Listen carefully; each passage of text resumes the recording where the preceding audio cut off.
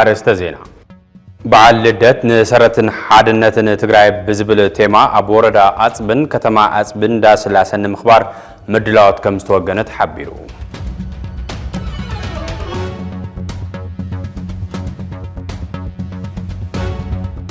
ምንተ ሃለዋትን ድሕንነትን ህዝቢ ትግራይ ክንብል በረኻ ዝወፈርና ተጋደልቲ ድሕሪ ብህይወት ምትራፍና ኣብ ልዕሌና በደል ይፍጸማሉ ክብሉ ኣብ ወረዳ ማይቅነጣል ዝርከቡ ሓርበኛታት ኣለሻ ፍታሕ በስልክ ቲቢኤስ ገሊጾም ኣለዉ።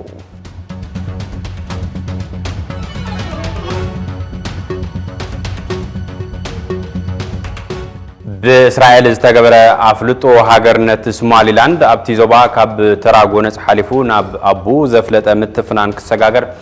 ዕድል ዝኸፍት እዩ ተባሂሉ።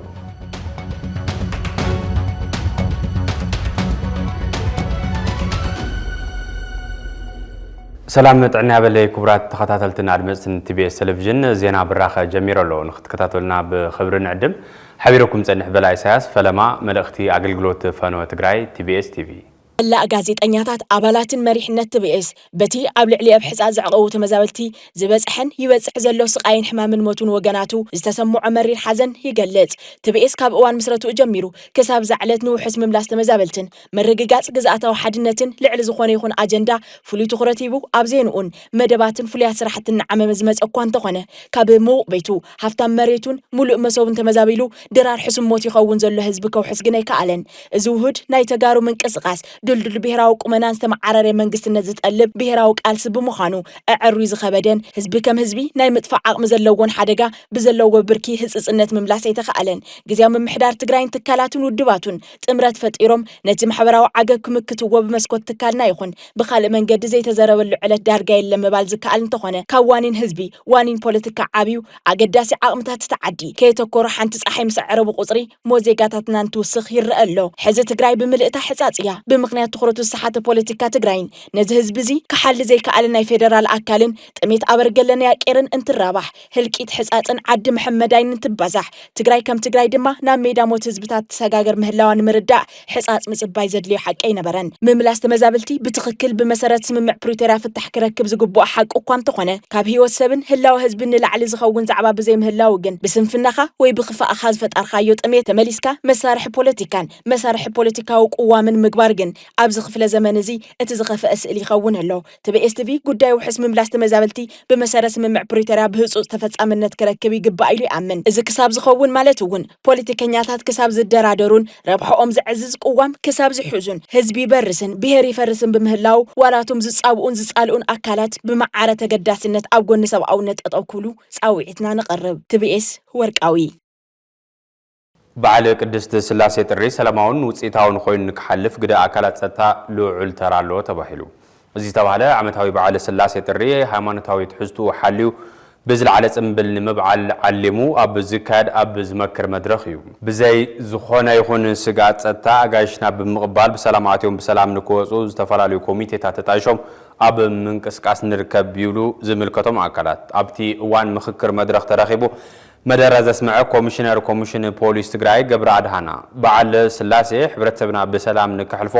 በብደረጁ ዘለው ናይ ጸጥታ ኣካላት ፍሉይ ትኹረት ሂቦም ክሰርሑ ዘኽእል መጠሻ ውዳበታት ከም ዝተገበረ ኣፍሊጡ። ውዳበታት ህዝቢ ብምጥንኻር ሓደ ኮይና በዓልና ብሰላማዊ መንገዲ ንክሓልፍ ካብ ሕጂ ጀሚሩ ኣድላይ ምድላዋት ክንገብር ይግባእ ዝብል ጻውዒት ዘቕረበ እቲ ኮሚሽነር ኣብ ሓለዋ ሰላም ግደ ነፍሲ ወከፍ ዜጋ ዓብዪ ምዃኑ ኣብርዩ። ሓላፊ ቤት ጽሕፈት ጸጥታ ዞባ ሰሜን ምዕራብ ትግራይ ተጋዳላይ ተስፋይ ኣባድ ብግዱ እዚ ዓመታዊ ክብረ በዓል ብሰላማዊ መንገዲ ንክሓልፍ ብዞባ ደረጃ ፍሉይ ትኹረት ተባሂብዎ እናተሰርሐ ከም ዘሎ ገሊጹ። ተሳተፍቲ እቲ መድረኽ ጸጥታ ብወገኖም በዓል ስላሴ ጥሪ ብሰላማዊ መንገዲ ንክሓልፍ ካባና ዝድለ ኩሉ ቅድመ ምድላው ጌርና ኢና ክብሉ ዝተዛረቡ እንትኾን ጸጥታ ኣካላት ከተማ ሽረ እንዳስላሴ ታሕታይ ቁራሮን ኩለን ወረዳታት ዞባ ሰሜን ምዕራብ ዞባ ምዕራብን ከምኡውን ዞባ ማእኸል ተሳተፍቲ ከም ዝኾኑ ንሓበሬታ ንርክብ ንከተማ ሽረ እንዳስላሴ ተወኪሱ ቢሮ ጉዳያት ኮሙኒኬሽን ትግራይ ጸብጺቡ ኣሎ። በዓል ልደት ንሰረትን ሓድነትን ትግራይ ብዝብል ቴማ ኣብ ወረዳ ኣጽብን ከተማ ኣጽብን እንዳስላሰን ምኽባር ምድላዋት ከም ዝተወገነ ተሓቢሩ። እዚ ዝተሓበረ ማሕበር ምልማዕን ምዕቃብን ትውፊታትን ክብርታትን ኣጽቢ ወንበርታ ንኣከባብራ በዓል ልደት ኣመልኪቱ ንመራኸብቲ ማዕኸናት ኣብ ዝተወሃበ መግለፂ እዩ በዓል ልደት ምስ ተወሰኽቲ ማሕበረ ባህላዊ ባእታቱ ምኽባሩ ሃይማኖታውን ባህላውን ክብርታቱ ካብ ምሕላው ብተወሳኺ ኣብታ ከተማ ዝርከቡ ቅርስታት ዓቂብኻ ናብ ወለዶታት ንምስግጋርን ኣብ ዩኔስኮ ንምምዝጋብን ርኡይ ተራ ከም ዘለዎ ተገሊጹ ተወሳኺ ኣለና ክብሪ እዩ ባህል እዚ ባህሉ ለይርስዕ ባህልና ወለዱ ሒዙ ክሻብ ሕዝል ፀንሐ ህዝቡ ንዕሽሽተ ይበለ ክኽበር ተዘጋጅዮ ምዝግጃይ ስለለሎ ማንኛውም ትግራዋይ ኩሉ እምነተ ክርስትና ይኹን እምነት ብዘየገድስ ኣብቲ በዓል ክሕወስ ይልበለ ዒድ መና ላቕረብና ምዃንና ክንገልጽ ንኽእል ናጽ እንዳስላሴ በዓል ጥራሕ እንተይኮነ ናኹልዴና ትግራውት ስለልኾነ ማንኛውም ትግራዋይ እዚ በዓል እዚ ተገኒዩ ምሳና ኮይኑ ደስታና ተኻፋላይ ክኸውን ዕድመና ነቕርብ ኣለና ባህልና ባህሊ ኣጽኦ እምበርታ ገና ለይተዳህሰሰ ድንግል ለዓለም ለይረአዮ ላብ ዕዳጋ ለይወዓለ ብዙሕ ድንግል ክብርታትን ታሪካታትን እኒአና ለይተዳህሰሰ ልደት ጥራሕ ይኾነ ባህልና ልዕሊ 20 ገሌ ከባቢ ዝኾኑ ካብ ኮኩሕል ተፈልፈሉ ህንፃታት እኒአውና ካብ ጥሕሎ ጀሚሩ ስገም ይልምረት ብዙሕ ክብርታት እኒአውና ባህላዊ መሳርሕታት እኒአውና ባህላዊ ክዳውንቲ እኒአና ባህላዊ እሰይታት እኒአና ባህላውና መርዓ خبرتات نينا أزي كلهم يتدهسسي للهم معلتي للدت راح تكونكم سكت على تاريخنا كبرنا دهسيسكم أو علن كتفلتنا يلاوه تبعنا كم تقول تجلس حسب كينو تبعنا لدمق خوينو بعال هيمانة بعال تفيتاو بعال كم زل خوينو ياو تبعنا بزحات بطات زركولو اللي كان باباسات كم خا كالتفالا لكل تجراي كاو مقالي يخون كاو قرا كوردا تفالا ليو اللي كاو تسلز متصلو بملك لي متصاهم كتمصو يقدم له كم خا ياو أبطاتنا أو اللي كان باباساتنا اللي كاونتي ناي بيت كريستيان أفت بعال السو تركبت خوينم سلا ياو زخورو زي ما تصاهم كتمصو أبطاتنا ون بدقامي ياو كتركونا باسم እግዚአብሔር باسم مبرهان ያው ከሐሳበይ ከገልጽ ይፈቲ አለዋትን ድሕንነትን ህዝብ ትግራይ ክንብል በራኻት ወፍርና ተጋደልቲ ድሕሪ ቢወት ምትራፍና አበልዕሌና በደል ይፈጸመና አሎ ክብሉ ኣብ ወረዳ ማይቅነጣል ዝርከቡ ሓርበኛታት አለሻ ፍታሕ በስልኪነት ካልና ኣብ ዝሃቡ ቃል ገሊጾም ቀደም ከበል በግዚያው ምምሕዳር ትግራይ አባይ ነፍሶ ዲጂታል አክሲዮን ሰባለ ማሕበር ምጥያሽ ስዕቡ ኣብዚ ማሕበር ክሕቆፉ ዝኽእሉ ስድራ ስዋት ሓርበኛታት አካል ጉዳትን ከካብ ወረዱ ንክምልመሉ መምርሕ ወፂ መንባሩን ዝገለጹ እቶም ድምጽ ይኹና ዝበሉና ሓርበኛታት ኮይኑ ግና ነቲ መመልመል ይረቆሐ ማሊና እናሃለና ክንምልመል አይኻልናን ክብሉ ጠሪዖም ኣለዉ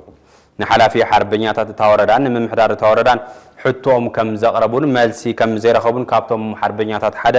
ጋይም ሓጎስ ሓቢር ኣሎ ናቶም ጥራዓን ዘቕረቡ ሓርበኛታት ሕቶ ሒዝና ናብ ሓላፊ ቤት ጽሕፈት ሓርበኛታት ማይቅነጣል ፍሳ ገብረ መድህን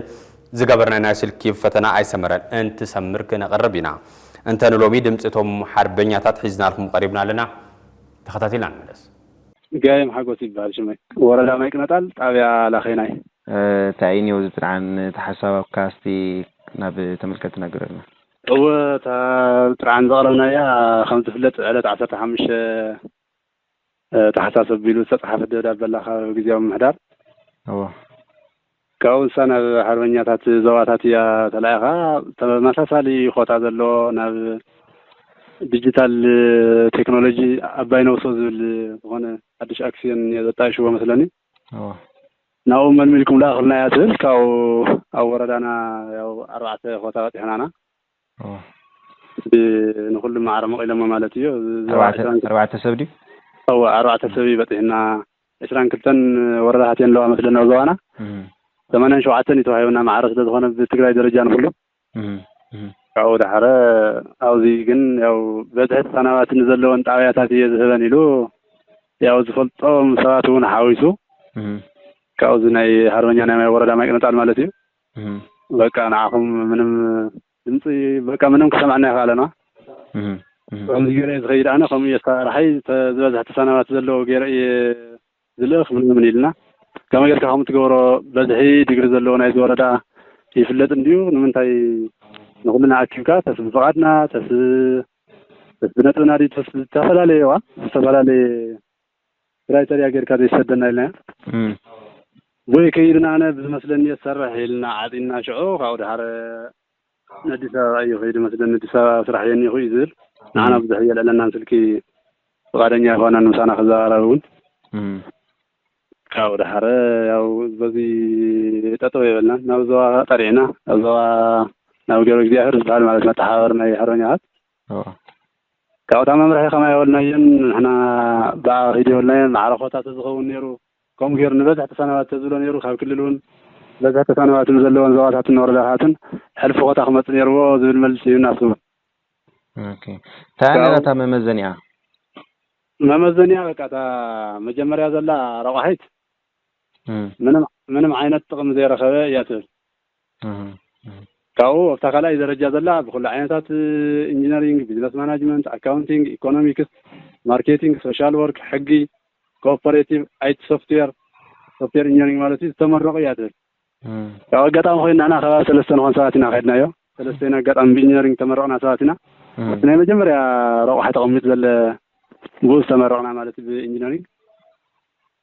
كاو من نسو يتمهارون كسددي زرا يتمهاروا تبلني عندي يتمهارون كسر حدي يزلهم تبلني عندي راعي تقمطت جيم برايري تهاي وخد خسر حل زقبا مجمريا تقدر حد قطر خلت زل خونا تقبل جنس يا اب منتاي زوري نيرو تسرح تزمصكم كوتا بقى ديجيتال تكنولوجي اندياتل تاكسي محاور مثلا باينو سياتل ديجيتال تكنولوجي اكسي محاوري أو أفسد تعيشي أو تمدي ومستفاد لي بتخسر هذونه كأو خسر هذا يغلون من عدد 5% أكل قدرات اليو يتقال اليو درجة كله عينة زمالة بتمرتي بتأكل قدرات كله ما لنا نحل ما قد ياو إذا صارني أخونا نبيلنا هذي كم جاءتها أوكي تاي حلف نزل كاني ناي توردا ناي حروني أبي روح حلافيه مجلسي من طريقهم يركمش نوزوا بسلكي خيط مطلنا بأكل قالوا زي هذا بسلكي نوح ساعة توقعنا يلا كأو نفتي من محدار نايت ورداهم كنا أي فلتن من محدار وردا من ما يفلت عندنا دولة زي علنا وكل من عدو يللو كأو نمن تايش نقرني من عمني لون ديام سون كأو نسجن يا خنقرك كل خنقرك ديو نقدن ديو من عمني لون كأو سي فلتاني لنا شعو كأو خنحجزك لذكرى ترى زي مسرت كنا زين فتح حلوة وتي إني هو بقى أنا دي هي يعني تنتعيات من أكاودين اللي على الفرح خلني لنا زي الملسي وانا وناتي تግራይ ካብ አጀንዳታት ምውጥዋጥ ወጽያን ኣብ ዝግባእ ዝምጥናን ግዜ ዘይብን ጉዳይ ክትምለሰለዋ ዝብል ርእይቶ ኣብ ዝተፈላልዩ መድረኻት በተደጋጋሚ ይግለጽ ህዝቡን ቀንዲ ብሔራዊ ዋኒን ህዝቢ ትግራይ ተመዛበልቲ ብውሑስ መንገዲ ክምለስ ምግባርን ግዛታዊ ሓድነት ህዝቢ ትግራይ ምርጋጽን ክኸውን ይግባእ ዝብል ርእይቶ ብሔራውያን ብምኽንያት ፖለቲከኛታት ንየነዘን ተዛዕበ አጀንዳ ክኸውን ኣይኻለን ኣይኮነን ተፈላሊኻን ስምና ተሸላለምኻን ሓቢርኻን ሰሚርኻን እውን كعوت زخبد عيو جزازة بير خلو تقرأي لهيك مرسي خوران ندرن ناب مسارتاوي حطوطات عدو كقنعس أو عتن محس أنتان يقرب اللهم تبيس تبي بيراو أجندة هز بتقرأي أبزوم زعباتات زيوم خون بركة زبول مدلات زي سنة ندخن نلو منا يقليهم قنطار تحسطو كم زسعب كنقربو الخمينا سلازين تقرأي كين أبعلنا زلنا بعلنا تنمحاتوس صنبوق زلس كله مالتي سب هايمانوت زلوا هايمانوت تسيوم بهايمانوتهم جزيتهم ديوم صنبوقلات زاهيبهم ديوم مرسوا يكبا ثم تجاجي سباتون تجاجي هم زبل نجر أفتم بتكهنت عرفني هروه هاي جوروه ترى هذا اللي زت في النمبر نحن شعب ياز بهال صندوقنا أنا بعدين فكر أنا بعدين بتتدارادر ولا بتتأمامين ولا حدا كدارادر خلوه نحن ينبرنا نعنا وني ملكتي نيروف تدرد توكالي كليني نيرو توكالي تكتلون نيرو كين كاب زي خنا أنا قدرت كبس حني أيقور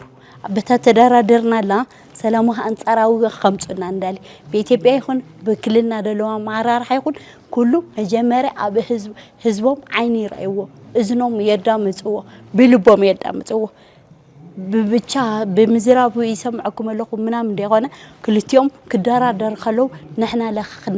ክንህሊ ነይሩና ግን ሕዚ እውን ኣይረፈደን ሰላምና ውሕስነትና ኣረጋጊጾም ናብ ሰላም ይምፁ ትግራይማ ዜሮ ብለለዎ መንግስቲ ብለለዎ ዓቕሚ ተጠቂሙ بسلامي منجد فتحوا تفناقلتون لا نور لكم الله سلم منجد تنورنا جزء حدنا تقرأون حمل اللغة أصله حمل تقدم نورنا يو بدبلوماسيوي كسعروا لك دفع اللي جب عن بي الزمن يخا لا تنعقل للو بوليتكاس بهزو تقرأ لكم مسؤولون يسمع تحدث هذا بوليتكانيا سي أخلني لونك حد وقت إلى اللوكو سي خانيخ مع اللي خانس هاي تقعد لي وين وزح عمت حزون دي وزح عمت مريحين دي اندحر ጫው ልውልዎ ተሆነ حديقو يخد لا خالي يمصع መንግስቲ ግዜያዊ መንግስቲ ትግራይ ነቶም ኣብ ክልሉ ዝንቀሳቀሱ ዘለዉ ፖለቲካዊ ውድባት ይኹን ማሕበረሰብ ንኹሉ ብማእኸል ዝገበረ ናይ ሓባር ናይ ምርድዳእ መድረክ ክፈጥር ክኽእል ኣለዎ ሚድያታት እውን ብኡ ልክዕ ማዕርነትን ተረጋጊጹለን ዘቕርብኦ ናጻይ ሓሳብ ንህዝቢ ዝጠቅም ኮይኑ ክሳብ ዝተረኸበ ብነጻ ክንቀሳቀሳ ክኽእል ኣለዎን ናይቲ ሓደ ሚድያ ልዕልና ወይ ናይቲ ሓደ ሚድያ ዓብላልነት ወይ ናይቲ ሓደ ድጋፍ ፖለቲካዊ ኢድኣታውነት ክህልዎን የብሉን ፌደራል መንግስቲ እውን እዚ ሰላም እዚ ተዓቂቡ ክነብር ክቕፅል ምእንቲ ዋላ ናብ ልምዓት ተዘይተሰጋገርና ብተኻለ መጠን ሰብ ይሙ ሰብ ክነብር ክኽእል እንዳር ኮይኑ ናብ ዓዱ ብሰላም ዝምለሰሉ ናብ ዓዱ ወፊሩ ዝኣትወሉ ሰላማዊ ሃዋህው ክፈጥር ክኽእል ኣለዎ ብኸመይ እዚ ዝፍጠር ምርድዳን ምቅርራብን ምዝታይን እዩ ምልዛብ እዩ ወድሓኒት ሕዚ ሓይሊ ካብማ ተፋቲና ኮሪናዮ ንሱ ድማ ንዝጠቐመ ጠቂምዎ እዩ ንዝጎደውን ባጎዲዎ እዩ ሕዝቡን ዓይነት ካይዳ እናተጓዳእና ክንነብር ይንደልን ኣብ ማዓርን ጠስምን ጥዕና ጉዳት ዝኾኑ ነገራት ብምሕዋስ ክሽየጡ ዝተሓሰቡ ማተርያላት ብሃንደበታዊ ተፍታሽ ተታሒዙ ክገድ ከም ዝተገበረ ተሓቢሩ እቲ ተፍታሽ ኣብ ወረዳ እምባላጀ ተኻይዱ ዝተረኸበ እንትኸውን ኪላ ሬጉላተር እታ ወረዳ ኮሎኔል ኣሰፋ ሓረጎት ብምጥቃስ ርክብን ሓበሬታን እታ ወረዳ ከም ዝገለጹ ኣብቲ ዝተኻየደ ሃንደበታዊ ተፍትሽ ንጥዕና ጉዳእቲ ዝኾኑ ምግብታት ክገዱ ተገይሮም ኣለዉ ኢሉ ንዙይ ተግባር ክፍጽሙ ዝተረኸቡ ኣካላት ንፈለማ ናይ ጽሑፍ መጠንቀቕታን ቃል መጠንቀቕታን ከም ዝተዋሃቦም ተገሊጹ ኣሎ እቲ ክትትል ብቐጻሊ ብትልሚ ከም ዝምራሕን ኩሉ ሕብረተሰብ ባዕዲ ነገራት ሓዊሶም ዝሸጡ ኣካላት ናብ ሕጊ ክቐርብን ጻዊዒት ቀሪቡ ኣሎ ሕብረተሰብ መጥቀሚ መዓልቶም ዝሓለፎም ምግብታት ከይጥቀምን እዚ እንተተረኺቡ ድማ ንዝምልከቶ ኣካል ክጥቁም ከም ዘለዎን ሓላፊ ዘፈር መንግስታዊ ግልጋሎት ተወረዳ ኣባዲ ከበደ ገሊጹ ክብል ርክብን ሓበሬታን ወረዳ እምባላጀ ጸብጺቡ ኣሎ ኣካል ጉዳኣት ዘለዎም ዓቕሚ ተጠቂሞም መነባብሮኦምን ዓዶምን ንምሕዋይ ንዝሓዝዎ ተበግሶ ኣብ ምሕጋዝ ግደ ኩሉ ክፋል ማሕበረሰብ ልዑል ተባሂሉ እዚ ዝተሓበረ ብምትሕባር ሓረግ ተጋሩ ሚድያን ፍኖት ተስፋ ኣካል ጉዳኣትን ኣብ ዝተሳለጠ ቅቡልነት ጸጋታት ኣካል ጉዳኣት ንመጻኢ ብሩህ ተስፋ ብዝብል ቴማ ኣብ ዝሓዘ ዋዕላ እዩ ብተፈጥሮን ሰብ ሰራሕን ዘጋጥሙ ኣካል መጉዳእቲ ካብ ስራሕ ንድሕሪት ዝጎትት ከም ዘይኮነ ካብ ኣሰናዳእቲ እቲ መድረኽ ሓደ ተስፋይ ጸጋይ ሓቢሩ ተመክሮ ካልኦት ዓድታት ብምውሳድን ዘለና ጸጋታት ብኣግባቡ ብምጥቃምን ከምኡውን ዝምልከቶ መንግስታዊ መሓውር ዝተፈላለዩ ዕድላት ብምምቻው ጸጋ እዞም ጉዳኣት ኣካል ንለውጢ ምውዓል ከም ዝከኣል ሓቢሩ ተወሳኺ ኣለና ኣካል ጉዱእ ናብ መጀመርያ ጸጉሩ ክቕበል ክኽእል ኣለዎ ዝተዋህቦ ናይ ኣካል መጉዳእቲ ምን ማለት ከም ዘይኮነ ኣሚኑ ተቐቢሉ ክሰርሕ ከም ዘለዎ ንውሽተይ ካብታ ናተይ ተመክሮ መምሃር ይኽእል እዩ ማለት እዩ ስለዚ ኣካል ጉዳኣት ትግራይ ድማ ኣይከኣል ዘይኮነ ክበሃል ዘለዎስ ይኽእል እዩ ዝብል መንፈስ ኣለዎ ሕድሕድ ማሕበረሰብ ድማ ክድግፎ መንገዲ ክመርሐሉ ክኽእል ኣለዎ ኣካል ጉዳኣት ለመንቲ ኮይኖም ወይ ተፀበይቲ ኮይኖም ክነብሩ ዘይፈቅድ ሰብ እያ ካብቶም ዝማጎቱ ሓደ እየ ማለት እዩ ምክንያቱ ናይ ኢድ ናይ እግር መጉዳእቲ ናይ ቅርፂ ኣፈላላይ ዳእምበር ናይ ምንም ማለት ይኾነ ካብ ማንም ክቕንሰ ይኽእል ሓደ ኢድ ዝሰኣነ ሓደ እግሩ ዝሰኣነ ክልቲኡ ኢድ ዝሰኣነ ዓይኑ ዝሰኣነ እዝኑ ዝሰኣነ ሕልኑ እንድሕር ሃልዩ ክሰርሕ ከም ዝኽእል ካብ ናይ ዓለምና ብዙሓት ዓብ እምነታት ኣለዉ እዮም ካብኣቶም ተወሲድና ናይ ኣካል መጉዳእትና ምክንያት ጌርና ላብ ልመና ወይ ድማ ላብ ተፀባይነት ክንኣትለ ይኮናስ እቲ ዘለና ጸጋ ከም ጸጋ ተቐቢልና ላብ ለላዓለ ብርኪ ክንከይድ ኣለና ክንከይድ ተኾይና ውዝታ እዩ መንግስቲ ንኣካል ጉድኣት ምቹውነት ክሰርሕ ኣለዎ ተኣካል ጉድኣት ባዕሉውን ይኽእል እየ ዝብል መንፈስ ክህልዎ ይኽእል ኣለዎ ናብ መጀመርያ ቁጥሪ ሓደ ንሱ እዩ ንሱ ድሕሪ ዘይከኣለ ካሊእ ሰብ ይኽእል ምዃኑ ክርዳእ ይኽእል እዩ ስለዚ ኣነ እየ ነቲ ማሕበረሰብ ከምህሮ ንኽእል ከርእዮ ንኽእል ማለት እዩ ኣነ እንድሕር ተስፋ ቆሪፀ ኣነ እንድሕር ኣካል ጉዱእ ኢለ ድሕሪት ልሕባ ኮይነ ግን ዋላ ማሕበረሰብ ይኹን ካሊእ ይኹን ክድግፍ እናተገበኦ ግን ብናተይ ስንፍና ድደገ ክወፅእ ብዘይምኽኣለ ድሕር ክምለስ ይኽእል እየ ስለዚ ኣብ ሕድሕድ ጓዳ ትግራይ ዘለው ኣብ ሕድሕድ ገዛ ትግራይ ዘለው ኣካል ጉድኣት ናብ ደገ ክወፁ ክኽእል ኣለዎም ዓቕሞም ከርእዩ ክኽእል ኣለዎም ክንትክፎም ክንክእል ኣለና ብፍላይ ወለዲ ንኣካል ጉድኣት ክትሕግዝዎም ከተበራትዕዎም ክትድግፍዎም ክትክእሉ ኣለኩም ኣብያተ ትምህርቲ ናይ ሃይማኖት ተቋማት ሲቪክ ማሕበራት ብደንቢ ክድግፍዎም ክኽእል ኣለዎ ከምዚ ዓይነት ሰናይ ሓሳብ ክመፅእ ተሎ ይዕሎ ይንኣስ ደጊፍካ ንማሕበረሰብ ዓለም ክፋልጥ ምግባር ወሳኒ እሞ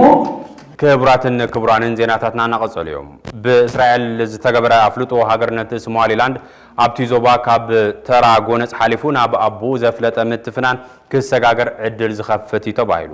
ኣዘራራቢ ውሳነ ቤንያሚን ኔታንያሁ ሕዚ እውን መዘራረቢ ዛዕባ ቤት ሚድያታትን ርእሲ ጽሑፍ ሊሂቃንን ኮይኑ ኣሎ ተመራማሪ ፖለቲካዊ ጉዳያት ትግራዋይ ፕሮፌሰር መሓሪ ታደለ ማሩ ነቲ ኣብዚ ቅንያት استسمع بهاجي هاجرنتن ملاش عالمن زفتنا وسانة مسرت بمقار حادث الرئيتو أقميت الله تنتانة تبيس كم زسعب كغربوي 30 ዓመታት ሃገር ቢሂጋ ዕዮ ገዝኣ ዛዚማ ኣፍልጦ ግን ተነፊጋ ትነብረላ ሶማሊላንድ እስራኤል ሰበረቶ ሓጹር ፍልጦ ደቡብ ሱዳን እኳ እንተሰዓበቶ ዓለም ግን ተጋሂሉ ከኣትወይ ከኣለን እዚ ጉዳይ እዚ እንታይ ቀጻል ሰዓቤን ይህልዎ ኣብ ዝብል ሕዚ ብዙሓት ምሁራን ምሁራዊ ትንቢታቶም ይቅርበለው ትግራዋይ ምሁር ፖለቲካዊ ሳይንስ መሓረ ታደለ ማሩ እስራኤል ሶማሊላንድ ኣፍልጦ መሃባ ስዒቡ ክጋሃድ ንዝኽእል ምዕባለ ኣብ ሓጺር መዘክር ኣቐሚጡሎም ጥቕልል መርኣዩ እናተጸናጸንካ ናይ ምጽባይ ጾታ ዝበለ ኮይኑ ኣብ ትሕቲ እዚ ነዚ ኩነታት ዘርእዩ ነጥብታት ኣስፊሩሎም እዚ ኸይደ ፍልጦ እስራኤል እዚ ንበይኑ ፈሊኻ ዝረአ ይኮነን ዝብል እምነት ዘለዎ ፕሮፌሰር መሓረ ታደለ ነቲ ኣብ ጎደቦ ቀይሕ ባሕሪ ዘሎ ዝሕል ኩናት ንምትህድዳእ ዝሕግዝ መከላኸሊ ስርዓት ኣየቕምጥን ጥራይ ዘይኮነስ ኣቦኡ ናብ ዘፍለጠ ምትፍናን ንኽምዕብል ናይ ባዕሉ ግደ ዝፃወት እዩ ክብል ሰኒዱሎም እቲ ብዓብዩ ክረአ ዝኽእል ጂኦፖለቲካዊ ምዕባለ ይብል እሞ መሓሪ ሓደ ናይ እስራኤል ውዕሊ ኣብርሃም ምስፍሕፋሕ ክልተ ኣፍልጦ ሶማሊላንድ ሰለስተ ድማ ምጥንኻር ጂኦፖለቲካዊ ሰልፊ ኣብ ዝፈሊምናዮ ዘለና ዓመተ ፈረንጂ ዕፃ ቀርኒ ኣፍሪካ ዝውስኑ ኣጀንዳታት ምዃኖም ኣብሪሁም ዛጊድ ኣብቲ ዞባ ዘለዋ ኣባላት ውዕሊ ኣብርሃም ክብል ፕሮፌሰር መሓረ ታደለ ዘቐመጠን ሃገራት ሕቡራት ኢሚራት ዓረብ ባህሬን እታ ምዕራብ ሰሃራ ናይ ምንጻል ምንቅስቃስ ብድሆ ዘለዋ ሞሮኮ ሱዳን ማለት እውን ብኽፋል ምክንያቱ ኣልቡርሃን ተሰማሚዑ ስለ ዝኾነ ኢሉ ሃገራት ምስጠቐሰ ይኹን እምበር ኣብ ተገባብራ ምድንጓይ ከም ዘሎ ኣብ መወዳእታ ሰሙን 2025 ብእስራኤል ዝተዋሃበ ኣፍልጦ ንሶማሊላንድ ብምጥቃስ ኣቐሚጡ ንሰለስቲአን ዕፃ ዞባ ዝውስና ነጥብታት ሓደ ብሓደ ንምርኣይ ዝፈተነ እቲ ምሁር ኣብ ምጥንኻር ጂኦፖለቲካዊ ደንበታት ፈለማ እቶም ደንበታት ባዕሎም من مخانم بمنصاري زجمره بمخانو ابدن بحده ሶማሊላንድ እስራኤል ሕቡራት ኢሚራት ዓረብ ኢትዮጵያ ሓይልታት ስሉጥ ደገፍ ሱዳን ማለትውን RSF በሃፍታር ዝምራሕ መንግስቲ ቤንጋዚ ደቡብ ሱዳን በመናልባሽ መሰቀመጠ ኣብደን በክልተ ድማ ሞቃዲሻዊት ሶማሊያ ስዑዲ ዓረብ ቱርኪ ግብጺ ኤርትራ ሓይልታት ሰራዊት ሱዳን ወይ ድማ SAF በአድባይባ ዝምራሕ መንግስቲ ሃገራዊ ሕብረት ቀጠር በመናልባሽ ሊግ መንግስታት ዓረብ ሕብረት አፍሪካን ውድብ ሕቡራት ሃገራትን እስፈረም ኣብ ክልዚ ጽንፊ ዝኸደ ግርምቢጥ ኣብ ትሕቲ ዝብል ንኡስ ርእሲ እቲ ፕሮፌሰር ሶማሊላንድ ድሕሪ ሞሮኮ ኣብ አፍሪካን ውዕሊ ኣብርሃም እትድግፍ ካልአይት ፈራሚት ንክትኸውን እስራኤል ፍልጦ መሃባ ብትን ሕስያ ዘይገድፍ ሃገራዊ ጥቅም ዝማእኸሉ ኣካይዳ ጥራሕ ክግለጽ ዝከኣል በለሞ ሞሮኮ ንባዕላ ኣብ ምዕራብ ሰሃራ ናይ ምንጻል ምንቅስቃስ ብድሆታት ዘለዎ ሃገር ያኽብል ኣቐሚጡ ወሲኹ ድማ ሰሃራዊት ሪፐብሊክ ዓረብ ብሕብረት አፍሪካ ኣፍልጦ ዝረኸበት እያ እስራኤል ምስ ሞሮኮ ዘለዋ ርክብ ናብ ንቡር ንምምላስ ንሰሃራዊት ሪፐብሊክ ዓረብ ኣፍልጦ ንዘይመሃብ ኣብ ስምምዕ ከይበጽሕት ኣይተረፈትን ብምባል ጉዳይ ኣፍልጦ እስራኤልን ሶማሊላንድ ጉዳይ ክልተ ሃገራትን ሓደ ንጽል ኩነትን ዘይምዃኑ ኣቐሚጡ አንጻር ሓይልታት ሰራዊት ሱዳን ዝኳሻሕ ዘሎን ካብ ሕቡራት ኢሚራት ዓረብ ድልዱል ደገፍ ዝረክብን ሓይልታት ስሉጥ ደገፍ እንድሕር ተዓዊቱ ይብል ፕሮፌሰር መሓረ ታደለ ማሩ ንውዕሊ ኣብርሃም ዓይኑ እንታይ ሓሰየ ክፍርም ይኽእል እዩ ይኹን እምበር ሓይልታት ሰራዊት ሱዳን ኮነ ሓይልታት ስሉጥ ደገፍ ኣብ ሓጺር እዋን ንሙሉእ ሱዳን ክቆጻጸሩ ዝኽእልሉ ዕድል ውሱን እዩ መሓረ ወሲኹም ኣብ ሱዳን ዝተፈላለዩ ስርዓታት ከተኣናግድ ዝኽእል ኩነታት ወይ ድማ ምስቲ ናይ ሶማሊያ ወይ የመን ዝመሳሰል ኩነታት ክሳብ ዝፍጠር ብዝብል ስግኣት የልዕሎም ሕቡራት ኢሚራት ዓረብ ብዘፍልጦ ቢላ ቁመና ከተደላድልያ ይብልሞ ኣብ የመን ዘለዋ ደውታ ከምቲ ናይ ሶማሊላንድ ዝኣመሰለ ምዃኑ ይሕብር ብቤት ምኽሪ ደቡባዊ ስግግር ቢላን ወደብ ኤደን ትቆጻጸር ጥራሕ ዘይኮነስ ንተንሰፊ ሓፍቲ ነዳዲ ዝተዓደለ ሃድራማውትን ሻብዋህን ሓዊሱ ናብ ደቡባዊ ክፋል የመን ኣስፋሕፊሓ እያ ብምባል ብውዕሊ ኣብርሃም ኣቢሉ ክፍጠር ዝኽእል ሕምስምስ ዝበለ ናይ ደንበታት ፍትሕን መውስቦን ይቐምጥ ቤት ምኽሪ ደቡባዊ ስግግር ልክዕ ከም ሶማሊላንድ ነጻነት ክእውጅ ይኽእል ይውን ይብል የመንን ሶማልን መሳን መሳ ክቕመጥ ዝኽእል ታሪኽ ኣለዎን ነጻ ሃገር ደቡብ የመን እታ እኳ ካብ 1967 ክሳብ 1990 ዝነበረ ብሓበራዊ ስምምዕ ምስ ሰሜን የመን ዳግም ተዋሂዳ ከበለ ዘዘኻኸረ ፕሮፌሰር መሓሪ እዚ ድማ ሶማልያን ሶማሊላንድን ንሒደት መዓልታት ነናይ ባዕለን ነጻነት ኣዊጀን ድሕሪ ምጽናሕ ብ1960 ምስ ዝገበረኦ ዳግመ ውህደት ዝመሳሰል እዩ እንትብል ምምስሳል እዘን ክልተ ደለይቲ ናጽነት ኣቐሚጡ ሕቡራት ኢሚራት ዓረብ ኣብ እኩባት ደሴታት ሰኮትራ መሳለጥያታት ኣብ ርእሲ ምህናጻ ኣብ በርበራን ኣብ ታሕዚ መዋፈሪ መራኽብ ዝኾነት ቦሶሳን ወይ ድማ ፑትላንድ ሰፊሕ ወፍሪ ሃፍቲ ኢንቨስትመንት ገይራ እያ ዝበለ መሓሪ እዚ ጉዳይ ሶማሊላንድ ብንጽል ጉዳይ ሶማሊላንድ ጥራሕ ዘይምዃኑ ኣብሪሁም ካልእ መሓሪ ዝረኣዮ ነጥቢ ናይ ውክልና ምንሕናሕ ኣብ መንጎ ስዑድን ሕቡራት ኢሚራት ዓረብን ዝምልከት እዩ ከምዚ ይብል መንግስቲ ስዑድ ዓረብ አንጻር ሕቡራት ኢሚራት ዓረብ ዝተሰለፈ እዩ መንግስቲ ስዑድ ዓረብ ንመንግስቲ ሃዲ ከምኡውን ሕቡራት ኢሚራት ዓረብ ንምምካት ንዝፈጠሮም ሓይልታት ዋልታ ሃገር ብዝህቦ ደገፍ ኣቢሉ ኣብ ሰሜን የመን ዘለዎ ጽልዋ ቀጺሉሎም ሕቡራት ኢሚራት ዓረብ አንጻር ስዑድ ዓረብ ምስዋግኦ ሓይልታት ሁቲ ሽግር የብላን ጥራሕ ዘይኮነስ እንተደጊፋቶም እውን ዘገርም ኣይኸውንን ሃድራማውንትን አልማህራህን እውን ብስዑድ ዓረብን ሕቡራት ኢሚራት ዓረብን ንዝድገፉ ሓይልታት ናይ ውክልና ውግኣት ዘካይዱልን ቦታታት ኮይነን ኣለዋ እቲ ግርጭት ካብ ስውር ደረጃ ናብ ግሉጽ ደረጃ ተቐይሩ እዚ ድማ ብካብ ኣየር ዝግበር ቦምባ ኣብ BSTS ዝተቆጻጸሩ ወደባት ከምኡውን ብወግዓዊ ምልውዋጥ ኣብ መንጎ ስዑድ ዓረብን ሕቡራት ዓረብ ኤሚሬትስን ዝተገልጸ እዩ እዚ ኢሉ እቲ ፕሮፌሰር ወሰንቲ ናብ ዝበለን ሕቶታት እዩ ዝኣተወን ከምዚ ብምባል ይቕጽል ናይ ሶማሊላንድ ኣፍልጦ ምርካብ ኣሜሪካ ካብቲ ጎደቦ መቆናጠጢ ወይ ድማ መእተው እግሪ ክትረክብ ይኽእል ኣዶም እዚ ከኣሜሪካን ሶማሊላንድ ኣፍልጦ ክትብ ከተባብዓ ወይ ድማ ዘይከተባብዓ ይኽእል ዶ ቻይናን ሩስያን ብኸመይ ግብረ መልሲ ክህባ ይኾናም ኢትዮጵያን ሶማሊላንድ ኣፍልጦ ክትባሞ ነቲ ዝተፈራረመቶ ስምምዕ ተጠቃምነት ወደብ ኣብ ግብሪ ክትውዕል ከተባብዓ ይኽእል ዶ መርገጽ ቀጠር እንታይ እዩ ድሕሪት ብሕቡራት ኢሚራት ዓረብ ዝተመርሐ ጽልዋ ኣብ ልዕሊ ቀጠር ምንባሩ ኣብ መንጎ መንግስቲ ስዑድ ዓረብን ቀጠርን እናድልደለ ዝመጸ ምቅርራብ ኣብ ግምት ብምእታው ቀጠር ጂኦፖለቲካዊ ኣሰላልፋ ኣብ ዕሊ ናብ ደንበ ክልተ ክተዝርዶ ትኾን መልሱ እዚ ሎማዓንቲ ዝጅምር ዘሎ ሓድሽ ዓመተ ፈረንጅ ዝምልሶ ኮይኑ ንፕሮፌሰር መሓሪ ብምስጋን ንሕና ድማ ሓደ ክንሓትት ንመሪሕነት ትግራይ ነዚ ኩነታት እዚ ይርድኦ ዶ ካብዚ ከምዚ ዝበለ ዞባዊ ሕምስምስን ዓለም ለኻዊ ሕልኽልኽን እንተስሊሕኹ እንተሸሊኹ ዝመጽእ ሓደጋ ንትግራይ ክጸልዎ ይኽእል ዶ መፍትሒኡ ኸ ሰላም ንትግራይ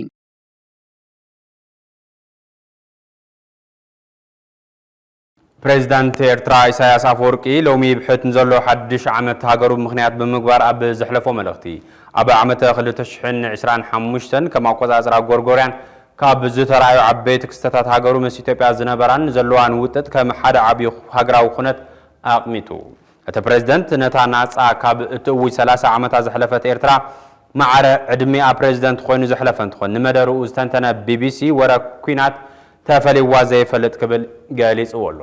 ዝርዝር ኣለና ሓያል ቃልሲ ዘካየደ ህዝቢ ኤርትራ ረዚን ዋጋ ዝኸፈለ ስውራ ኤርትራ ዲሞክራሲያዊትን ምዕብልትን ነፃ ሃገርን ብሂጉ 30 ዓመታት ከም ሓንቲ ዕለት ዝሓፅልፀት ዝበለ ህዝቢ ኤርትራ እንተወሓደ ወራሲ ስልጣነ ኣክሱምን ቀላስ ዓውዲ ሳባን ወናን ቀይሕ ባሕርን መላስ ደንበ ኣደሉስን እንተሎ በታ ናይ ገዛእቱ ካላንደር ክቆፅር ኣብ ዝገብር ናይ ናጽነት ባርነት ኣትዩ እዋን ካላንደሩ ዝቆፅር በታ ኣክሱማዊ ኣቆጻጽራ ዘይኮነ በቲ ግሩጋራዊ ኣቆጻጽራ እዩ በዚ መሰረት ድማ ሓድሽ ዓመት ዝወናን ክቡር ስልጣነ ዝኾነ ህዝቢ ኣብ ተሓዳስ ፀሓይ ትወጸሉ መስከረም ይኮነን ኣብ ተሓድሽ ዕምባባ ዝወጸሉ መስከረም ይኮነን ኣብ ትኽራማት ሓሊፉ ብርሃን ቀውዕ ዝወጸሉ መስከረም ይኮነን ኣብ ጠላዕ ሓጋይ ኣብ ጥሪ እዩ ከም ልሙድ መርኣይ ፕሬዝዳንት ኢሳያስ አፈወርቂ ነዚ ሓድሽ ዓመት ተመልኪቱ ቃለ ምልልስ ይብ መልእኽቲ ሓድሽ ዓመት የቃልሕ ምስታ ቀድማ ዓመታት ቤጫጉልኡ ገይርዋ ዝነበረ ኢትዮጵያ ኣትይዎ ዘሎ ሓያል ወጥሪ ኣብ ናይ ሎሚ መግለፂኡ ዝጠቐሰ እቲ ፕሬዝዳንት ቢቢሲን መደርኡ ተንቲንዎ ረኺብናዮ ኣለና ፕሬዝዳንት ኤርትራ ኢሳያስ አፈወርቂ ብምኽንያት ሓድሽ ዓመትን ልደትን ንህዝቢ ሃገር ሰናይ ትምኒቱ ገሊጹ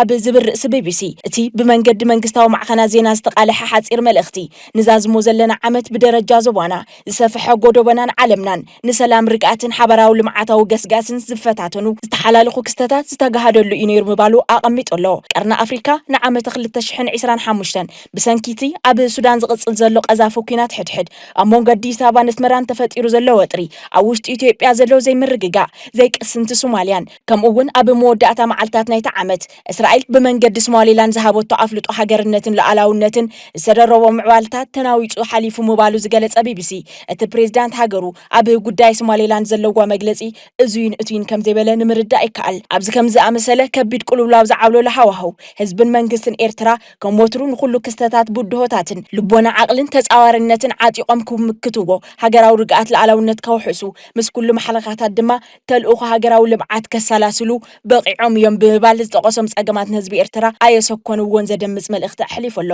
እቲ ፕሬዝዳንት ንህዝብታት ሃገሩ ኣብ ዘሕለፎ መልእኽቲ እዚ ሕላገት እዚ ብዝያዳ ደሚቑ ገስጋስ ህንጸትን ልምዓትን ሃገር ብዝሓየለ ናህሪ ክቕጽል ሰናይ ትምኒተይ እገልጽ ምባሉ ቢቢሲ ኣቐሚጡ። ተዛማዲ ሓፂር ነጥቢ ቢቢሲ እታ ኣብ 1993 ከም ኣቆጻጽራ ኣውሮፓ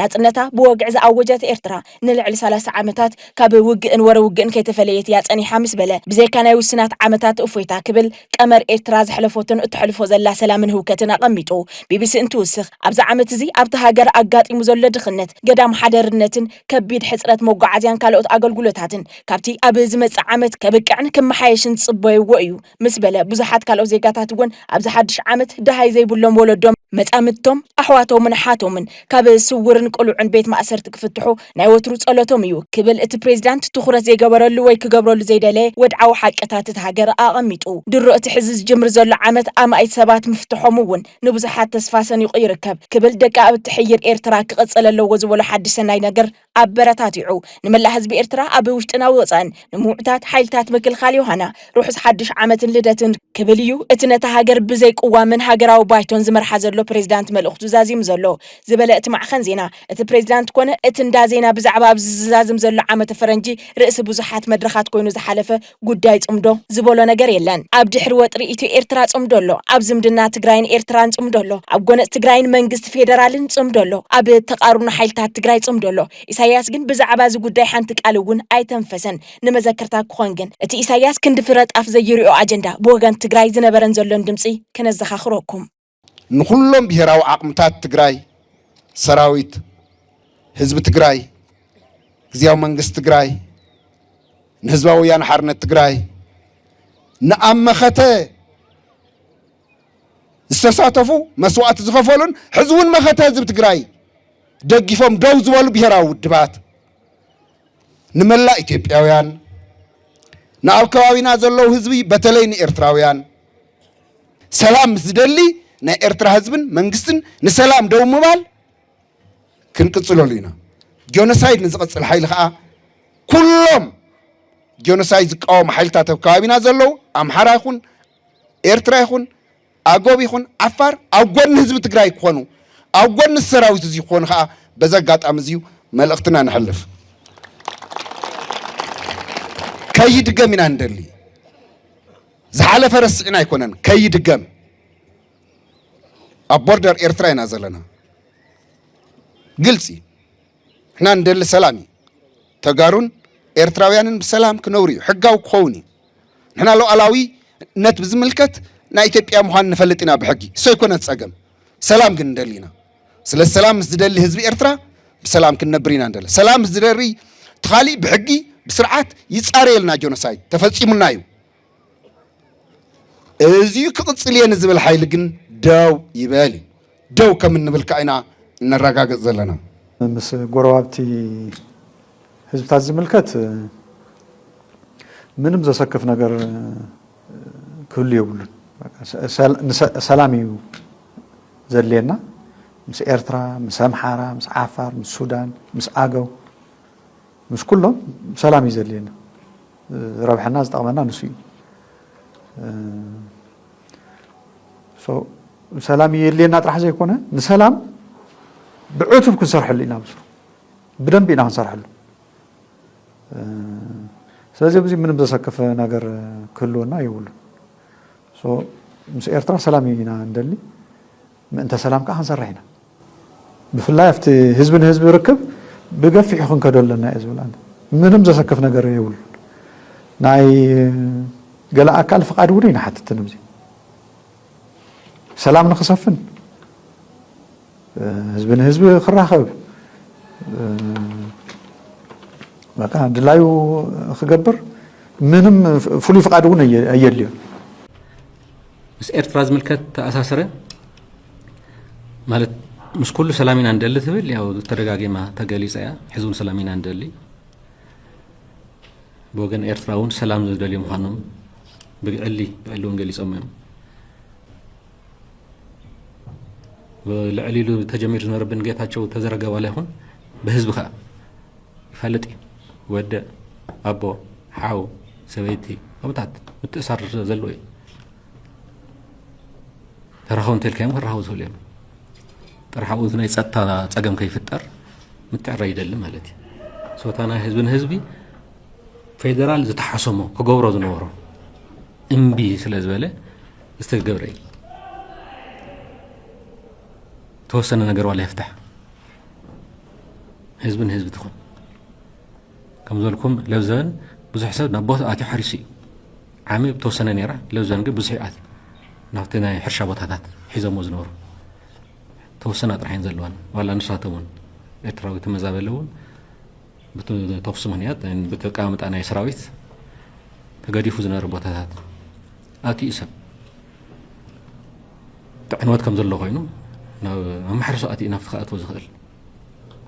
ስለታ ሰላምና እንደልሶ ኢላ ሰይኮነትን ብዘረባ እንቲኹም ብተግባር እውን ህዝቢ ኣትይዋ እዩ ህዝቢ ንህዝቢ እውን ዝልቃቕ ቦታ እውን ዋሉ ቆልና ንክንሓርስ ኣብ ዝኾንኩም ዳ መገድና ንሓርስ ፈንጂ እውን ይህልዎ ገለ እውን ይህልዎ ኣብ ታሕቲ ኮይ ፌደራል መንግስቲ ይገብሮ ፌደራል መንግስቲ ማ ቆርዩ ተራኺብኩም ኣለኹም እምበኣር ምሳይ ንኣይ ክትገጥመኒ ኢኹም ኣብ ልዕሊ ኢኹም እምበኣር ኩናት ክትፍልዑ ናብ ዘልዩ ንቀይሮ ዘሎ እዚ ሰላማዊ እዩ በቃ ኢራናውያን ንቁጠባናን ደረጃ መነባብሮናን ይሃስዩና ኣለው ንዝበሎም መምርሕታት እቲ ሃገር ብምቋም ንራብዓይ መዓልቲ ሰልፍታት የካይዱ ከም ዘለዎ ተገሊጹ ሰልፈኛታት ናብ ጎደናታት ኣብ ቴህራን ሓዊስኻ ካብታ ርእሰ ከተማ ወፃኢ ኣብ ዘለዎ ከተማታት እውን ድምፆም የስምዑ ኣለው ኣብ ገንዘብ እቲ ሃገር ዝተገበረ ለውጢ ስዒቡ ዝተጀመረ ናዕቢ ንክቕፅል ምክንያት ዝኾነ ለውጢ ኣብ ዋጋታት ምግቢ ዘስዕቦ ፅዕንቶ እናዓዘዘ ብምምፁ ምዃኑ ተፈሊጡ ኣሎ ኢራናውያን የካይድዎን ዘለው ሰልፍታት ስዒቡ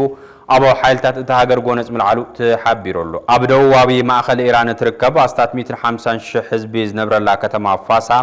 ሰልፈኛታት ንቤት ጽሕፈት ኣመሓዳሪ እታ ከተማ ወሪሮም ሓዊ ከም ዘቃጸልዎን ኣማን ደርቢዮም ከም ዘዕነውዎን ተገሊጹ ፕሬዚደንት ኢራን ማሱድ እቲ ሰልፊ ንምህዳእ ምንቅስቓስ እንትገብር ዝተረኣየ ኮይኑ ከም መበገሲ እውን እቲ ዝተወጠነ ወሰኽ ግብሪ ከም ማዕራሪ ቃላት እኳ እንተነበረ እቲ ንዓቢ ደው ክብል ከም ዘይከኣለ ግን ተገሊጹ ኣሎ ከም ጸብጻብ ብሉምበርግ ቅድሚ 5 ዓመት ከም ዝዕለት ኣብ ልዕሊ ሰላማውያን ተጋሩ ነበርቲ ራማን ማርታን ብሓይልታት ኤርትራ ግፍዒ ተፈጺሙ ጽንታ ትግራይ ከይርስዕ ከይድገም ካብ ቃል ንላዕሊ በብዕለቱ ዝተፈጸሙ ግፍዕታት በብዕለቱ ክዝከሩን ፍትሒ ክሕተተሎምን ይግባእ ካብ ዝብል ጽኑዕ ህዝባዊ እምነት ንሎሚ ኣብ ዝተጠቐሰ ቦታ ህይወቶም ዝሓለፉ ወገናትን ስድራ ግዳያትን ምዝካር ሓላፍነት ናይ ስምዑ ትካል ዋኒን እዩ ድሕሪ እቲ ኩሉ ግፍዕን ሓዘንን ከምኡ እውን ድሕሪ እቲ ኣብ ፕሪቶርያ ዝተፈረመ ስምምዕ እውን እንተኾነ ኣብ ጽባሓት ስምምዕ ክወጽእ ዝግብኦም ዝነበሩ ወረርትን ተስፋሕፋሕትን ኤርትራን ኣምሓራን ሕዚ እውን ኣብ መሬት ትግራይ ኣለዉ እዞም ኣብ ወረርቲ ተታሒዞም ዘለዉ ከባቢታት ትግራይ ዝርከቡ ደቂ ትግራይ ሕዚ እውን ሰላሕታዊ ጽንታ እናተፈጸመሎም ይርከብ ፈረምቲ ውዕል ፕሪቶርያ ነጥብታት እቲ ስምምዕ ብምፍጻም ሰላምን ሕወትን ትግራይ ኣብ ምርጋጽ ኢሉ እውን ግዳያት ፍትሕን በደልቲ ድማ ፍርዲ ክመጽእ ኣብ ምግባር ግዶም ክጻወቱ ጻውዒትና ነቕርብ ዝርዝር ኣለና በሰንኪ ኣብ ትግራይ ዝተወልዐ ጽንታዊ ኩናት ኣብ ልዕሊ ንጹሃት ተጋሩ ዝተፈጸመ ስደት ግፍዒ ሞትን ስቅያትን ማለያ ይብሉን ግፍዒ ህዝቢ ከይርስዕ ከይድገም ቲቢኤስ ቲቪ በብእዋኑ ዛንታታት ጀኖሳይድ ይቐርብ ከም ዝዕለት ቅድሚ 5 ዓመት ኣብ ራማን ማርታን ኣብ ጠላዕ ፀሓይ ንጹሃን ሰላማውያን ሰባት ብሓይልታት ኤርትራ ብዘስካሕክሕ ኩነታት ተቐቲሎም ኣብ ልዕሊ ደቂ ሰባት እንሳር መሰረተ ልምዓትን ትግራይ ንምእማኑ ዝኸብድን ሰፊ ዘይብል በደልን ግፍዕን ምፍጻሙ ዝዝከር ኮይኑ በዚ ጨፍጫፍ ዘይወላድ ብዘይውላድ ውሉድ ብዘይወላድ ክተርፍ ከይዱ ዓዲ ክበርስ ባይታ ኣመቻችው እዩ ድሕሪ 5 ዓመት ሕዚ እውን ህዝቢ ኣብ ዘይተመለሰ ሕቶን ዘይተረጋገፀ ፍትሕን ጥራይ ይርከብ ዘይኾነስ ሓድሽ ናይ ስጋት መድረኽ እውን ተፈጢሩ ኣሎ ንዝበፅሐ በደልን ግፍዕን ፍትሒ ንክርከብ ከም ህዝብን መንግስትን ብሓባር ተናቢኻ ምቅላስ እንዳተገበአ ብሰንኪ መራሕቲ ሕወሓት ዝፈጠርዎ ናይ ወንበር ውጥጥ ኣሽምባይዶ ንዝበፅሐ በደል ክቃላሕን ፍትሒ ክርከብን ካልእ ጽላል ኩናት ክወልድ ምክንያት ይኸውን ኣሎ ህልውፀቱ ክኽብር ኣይከኣለን መንገዲ ሕወትን ልምዓትን ክጅምር እውን ኣይተራእየን ካብ ጽንታ ዝወፀ መንእሰይ ትግራይ ኣዳ ስደትን ስቃይን ሞትን ክኸውን ኣብታ ህይወቱን ኣካሉን ዝገበረላ ትግራይ እውን ተስፋ ብስእነሉ ብርኪ በፂሑ ከም ዘሎ ዕለታዊ ተርእዮ ኮይኑ ኣሎ ፍታሕ ዘይረኸበ ጽንታ ምቕጻሉ ነዚ ዝምልከቶ መንግስቲ ዘይምርጉን ህዝቢ ከም ህዝቢ ኣብ ዘይተደለየ ሻቕሎት ከኣቱ ገይሩ ይርከብ መራሕቲ ካብቲ ዘለዎ ወጥሮ ወፂኦም ህዝቦም ፍታሕ ክረክብ ክሰርሑ ንዝበጽሕኒ ዘሎ በደል ዝኽሕስ ስርዓት ከንግሱን ሰፋሕ ጻውዒታት ይቐርበለዉ ፍላይ ዝተመዛበለ ህዝቢ ክምለስን ዝተቆረሰ መሬት ትግራይ ናብ ሰብዋንነቱ ከኣቱን ብዘይ ዝኾነ ይኹን ቅድመ ኩነት ክፍጸም ዘለዋን ምዃኑ ብተደጋጋሚ ዝጥለብ ዘሎ ጉዳይ እዩ ከይርሳዕ ከይድገም ዝብል ቃል ጭርሖ ጥራይ ከይኸውን ኩሎም ዓይነት ግፍዕታት ክቃልሑን ፍትሒ ክሕተተሎምን ብዘይ ምርብራብ ክስራሕ ዝግብኦ ብሄራዊ ዋኒን ምዃኑ ጽንታ ትግራይን ክሕሰብ ዘለዋን እዩ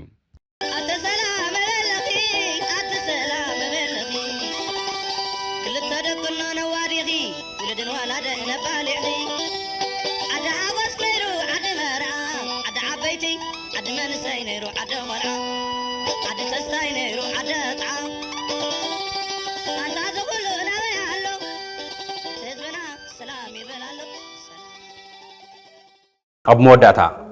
ቲቢኤስ ቲቪ ስሩዕ ፈነወ ካብ ጀመረሉ እዋን ፈሊሙ በቦርሑ ፍሉይ ናይ ትኹረት ኣንፈትና ነፀረ ዜናን መደባትን ቀሪጹ ኣብ ምፍናው ምጽንሑ ይዝከር እዚ ሒዝናዮ ዘለና ወርሒ ታሕሳስ ኣብ ትግራይ ንዝሓለፉ 5 ዓመታት ዝቐጸሉ ዓበይቲ ህዝባዊ ጸገማት ሕዝቡን ስፍሓትን ዕምቆትን ወሲኾም ይኸዱ ምህላዎም ስዕቡ ብቀንዱ ኣብ ምብቃዕ ኩሉ መዳያዊ ጸገም ህዝብና ድፊት ዝገብሩ ትሕዝቶታት ትኹረት ንገብር ኣለና ፍላይ ምዕቡል ዘለው ጸጥታውን ፖለቲካውን ጉዳያት ንህዝብና ብኻሊእ ናይ ኩናት ስጋት የሰጋግርዎ ንብሔራዊ ድሕንነት ተዓድውን ናብ ሓደጋ የቃልዑ ኣለዉ መሰረታዊ ሕቶታት ህዝብና ዝምለሰሉ ብሔራዊ ህላዊ ዓድና ዘረጋገጸሉ መንገዲ ሕወት እንዳግመን ጸጥን ተተሊሙ ፍጻመ ዝረኸበሉ ትብሕታዊ መንገዲ ካብ ውልቃውን ጉጅላውን ረብሓኻ ትግራይ ምቕዳም ይንብል ምምሕዳራዊ ኣካላት ፖለቲካዊ ሓይልታት ሲቪክን ሲቪል ማሕበራትን ናይ ቢዝነስ ትካላት ኣካላት ሚድያን ምሁራትን ኣገዳስነት ዓድን ህዝቢ ምቕዳም ክሰብኹ ከምሁሩን ነዚ ተሓስባ ዝከግዙን ጻውዒት እናቕረብና ቲቢኤስ ነዚ ገዚፍ ብሔራዊ ዋኒን ብዜና በመደባት በሐተታ በመድረኻትን በልዝባትን ቃለ ምልሳትን ይጥምተሎ ሰላም ሕርያ ህዝቢ ትግራይ ትግራይ መቅደም ድማ ተሪር ጭርሑን ዓዶም ዝፈትው አካላት እዩ ንዝገዚፍ ዛዕባ ብስዕብ ትሕዝቶ ከነልዕሉ ኢና ብዙሕ እንትን ኣለና ብዙሕ ጸገማት ኣለና ከም ህዝቢ ትግራይ ከም ሲቪል ሶሻል ማሕበራቱም መዳርክቲ አካላቱም ብዙሓት ኣለኹም ማለት እቲ ሰላምስ ብዝበለጸስ ምስቶም ዘለው ናይ ዓለም እንድዒ ናይ ዓለም መራሕቲ ደኽብሎም ርክብ ተዝግበር እንድዒ ማስ ንእሱ መሲሉ ተራእይኒ በቃ እስኪ ንዘምርሞ ንሕና ንሰላም ንዘምርሞ ሃይማኖታዊ ቦታት እውን ኣብ ቤተ ክርስቲያን ኣብ ዝተፈላለዩ እንትን የምህሩ ነቲ ህዝቢ ካብኡ ንዘምርሞ እንትን ንበል እዩ ያ ተሓታትነት ዝምልከት እዩ ኣብ ናይ ወጻኢ ዘለው በተለይ ዕድል ክረኽቡ ይኽእሉ እዮም ቶም ኣብ ደገ ዘለው ብናይ ደገ ሰባት ይቐርብ ኣሎ ሓደ ነገራት በቶም ናትና ሰባት ግን ቶም ጀነሳይድ ዝፈጸሙና ሰባት ክሕተቱ ክጥይቁ እውን ንርእን ዘለና ቶም ኣብ ደገ ዘለው ሰባት ንምንታይ እዮም እዞም ሰባት እዚኣቶም ክሕተቱ ምስ ዝምልከቶም ኣካላት ዘይሰርሑ ከም ተሓፍተይ ዝዛረቦ ዝነበረት እውን ኣብ ደገ ኮይኖም ጽቡቕ ምንቅስቓስ ነይሩ ቅድሚ ሕዚ ናብ ጽቡቕ ደረጃ እውን መጺና ነርና ሕዚ ግን ምንም ዓይነት እንታሽሚ የለን ንምንታይ እዮም እዚ ክሓቱልና ዘይኽእሉ ጀኖሳይድ ዝፈጸሙልና ሰባት ቶም ኣብ ደገ ዘለው ዕድል ረኺቦም ዘለው ዘይጥይቁልና ዝብል እዩ ሕብረተሰብና ኣፈላላይ ከም ዕርዩ ኣፈላላይ ከም ዘለዎ ጌርካ ይረአ ኣሎ ግን ንሕና ዝፈጠርናዮ ዶ ይኮነን ማለት ትእሊት ዘብላዕሉ ዘሎ እሊት ዝፈጠሮ ዶ ይኮነን እዩ እቲ ኣፈላላይ ዝፍጠር ዘሎ ሕብረተሰብና ድዩ ተፈላለዩ ዝኒሆ ወይስ ተብላዕሉ ዝኒሆ ሰብ ብዝፈጥሮ ዶ ይኮነን እዩ ንምንታይና ኣነ ሰራዊትና ዝፀርፍ ዝውዕል ዘሎ ብላዕሉ ዘሎ ሰብ እዩ ክብራትን ክቡራንን ዜናታትና ክትከታተሉ ወፀናሕኩም ይመስል ነይሩ ምስተረፍ ምድላዋት ቲቢኤስ ሓቢርኩምና ጽንሑ ሰላም